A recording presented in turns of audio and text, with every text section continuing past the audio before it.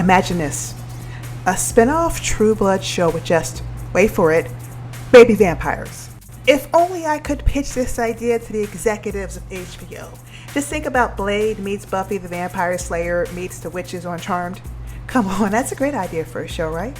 I know it's never going to happen, but hey, a girl can dream, can't she? I just wish that there was some kind of way for us to go back and rewrite the show, at least the last 2 seasons. By doing this, we could get the baby Vamps to steal the show. Naturally, the main characters would be Jessica Hamby and Tara Thornton. Controversial choices, I know. However, I believe that these 2 characters would be able to unite fairies and vampires and shifters alike. They could be advocates for mainstreaming, all while fighting against the Sanguinistas. Sounds crazy, but let me explain my vision in this video, so please stay tuned. Oh, I do have one directive from on high. We have a procreation mandate to bump up the population by the end of the year. 30 new baby vamps in Area 5.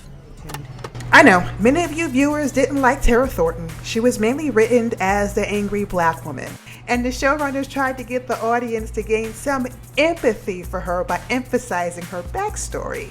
But no, people still weren't feeling her. It's a shame that no one showed love for a demon-possessed, battered girl who was looking for purpose and a sense of belongingness.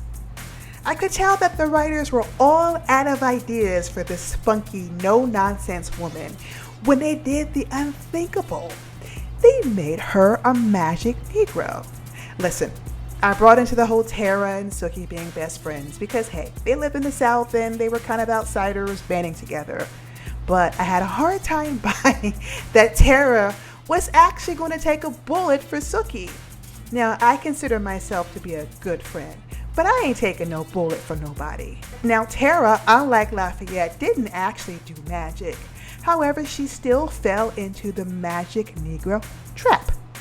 Sadly, the magic Negro trap, or trope, is where black characters are written just to keep white characters happy. Mom, that vampire wants you for dinner.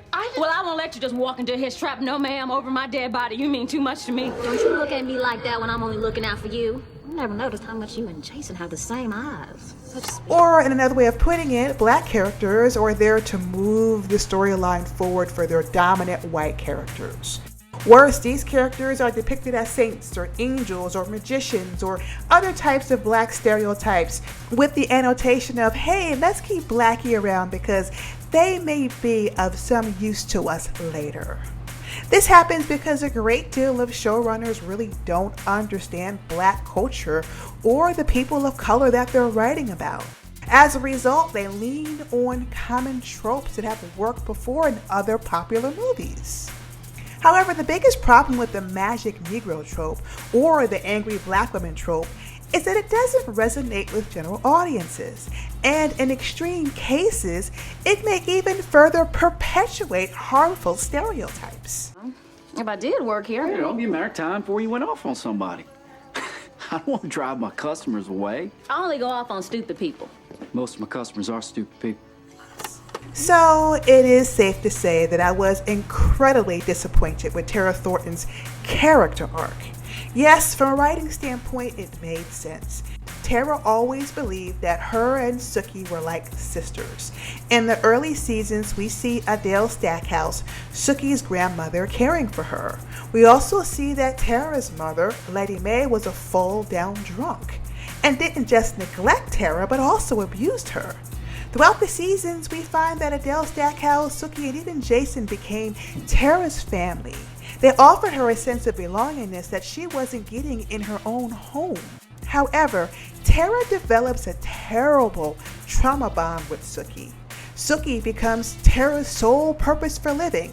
Unlike Bill and Eric, 2 vampires who crave Sookie's blood, Tara craved the bond and the sisterly intimacy that her and Sookie share. What do you want from Sookie? Oh, you should be more concerned with what I want from you. And if anything were to happen to Sookie, Tara would literally lose her, meaning that she would lose the little bit of love that she was getting from her best friend. People could argue that Tara had Lafayette, but remember, it was Tara that was discouraging Lafayette from engaging in criminal activities, so he couldn't very well be the rock that she needed to keep her grounded. In the 5th season, the showrunners had to do something drastic to break this bond between Sookie and Tara. And what better way to do that than to have Tara take a bullet for Sookie? Both Lafayette and Sookie begged Pam, Eric Northman's progeny, to save Tara by turning her into a vampire. Their logic being that they can give Tara another shot at life. So instead of Tara being Sookie's sidekick, she becomes Pam's sidekick. It's only a matter of time before they both develop deeper feelings. This is when Tara tries to convince Pam to break free from Eric Northman and to be exclusively with her. Now, this only made the audience hate her more because who speaks badly about Eric Northman? However, Tara, in her own way, was trying to get Pam to establish her independence in much the same way that she had established hers. It turned out that the audience liked Pam and Eric together more so than Tara and Pam. So guess what? Tara had to go. Sadly, I think that this was a big mistake because Tara could have been the angry black woman vampire slayer. Is that how your grandma raised you, to beat on your own sister? Look at you. I don't even recognize you anymore. Get the hell out of here. Get out! Get out! Let me explain. Tara and Jessica could have been tag team buddies. Like Sookie and Tara, they could have been the baby vamp odd couple, slaying anyone who crossed their paths. They were opposites in virtually every way, but if they really worked on their chemistry, they could have been a dynamic duo. Jessica, unlike Tara, was a sheltered child. Her parents were Bible-thumping, God-fearing Christians who kept Jessica on a tight rope. So it's incredibly eye-opening when the show exposes her to the gritty and grimy underworld of vampires. Jessica, despite having fangs and a hymen that always grew back, was warm and kind, even as a vampire. Her heart was so big that she manages to win over the town's nice guy, Hoyt. Their relationship enabled Jessica to explore relationships as a baby vamp. Jessica, I'm gonna have a guest coming over shortly. Can we eat her? You may not. Well, who is she? Is she your girlfriend? Yes. Now keep in mind, Jessica, like Tara, was freed from the bonds of her family by turning into a vampire. Why? Because we need to talk. Why? Because there are things you must learn. Why? Because you are no longer human. Why? Because as I've been trying to explain to you at length, you have been made vampire. Why? However, Jessica's maker Bill wanted her to hold on to her humanity. This made Jessica relatable and more likable as a vampire. Jessica was able to balance both her humanity and her vampire instincts.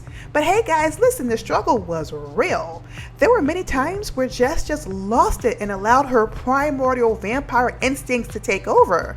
Yet the audience always forgave her because she showed tremendous remorse afterwards. She even received very little hate when she hooked up with Jason Stackhouse and broke up the bromance between him and Hoyt. Now, we all understand that her actions weren't driven by spite, but by curiosity. After all, being in a long-term relationship is hard, and everyone gets tempted, especially smoking hot redhead vampires. However, I think that Jessica, much like Tara, was underutilized. Come on, the barroom brawl between Tara and Jessica was a great scene, and that could have been the start of something really good. Those two could have teamed up and waged war. I think part of the reason why Tara got less and less screen time was because the showrunners wanted to create another baby vampire, Willa. However, I feel that Willa and Jessica had far too many similarities. They both appeared to be kind and innocent and gentle. They both seemed to have an overprotective father, and they both came from families that, well, hated vampires. With all this said, I can't understand why Willa was even a character in True Blood. Now I get it, Eric Northman wanted to hit the governor hard by taking the thing that he loved the most. However, we've seen this whole scenario kind of play out before with Jessica. The problem with the bond between Willa and Eric was the same problem between Pam and Tara. The viewers just didn't have enough time to watch the relationship bloom. After all, the show spent 4 seasons developing the relationship between Pam and Eric, Sookie and Tara, Jessica and Bill, but just 1.5 seasons for Willa and Eric? Hey guys, it just didn't make much sense. And the truth of the matter is that the viewers liked other baby vampires, including Mike Spencer, the creepy coroner, and let's not forget about Steve Newlin, the closeted reverend who turned vampire. Now, Steve Newlin was public enemy #1 from season 2. Why? Well, because those of us who live in the South have all heard about the flamboyant, Bible-thumping preacher who was leading a double life. Steve Newlin was almost like a cliche, but for the show's purpose, it worked. In fact, him along with Russell Edgington were 2 enemies that the audience loved to hate. Steve Newlin, a preacher turned hedonist, set the screen on fire by speaking out of both sides of his mouth and doing anything, I mean anything, to get his needs met. However, I am prepared to offer you $10,000 for Jason. Ironically, the old Steve Newlin dies when he becomes a vampire. He not only comes out of the coffin, but also out of the closet, finding a new and powerful love interest in Russell Edgington. And yes, a part of me was sad to see him turn into vampire goo. Like Jessica and Tara, I think that he was underutilized. After Russell Edgington's demise, he could have become the new supervillain. He could have been the pro-vampire organizing the Sanguinistas, and the baby Vamps could have been pro-mainstreaming, uniting supernaturals and humans alike. This platform we're having you build, it's for a ceremony. Have either of you ever heard the expression, meet the sun? Now, I believe that if the show had gone in this direction, there would be no reason for them to create Willa or the governor, and maybe Tara Thornton, along with Jessica Hamby, could have stolen the show. So what do you guys think about baby vampires? What do you think about having a spinoff with baby vamps? Please sound off in the comments below.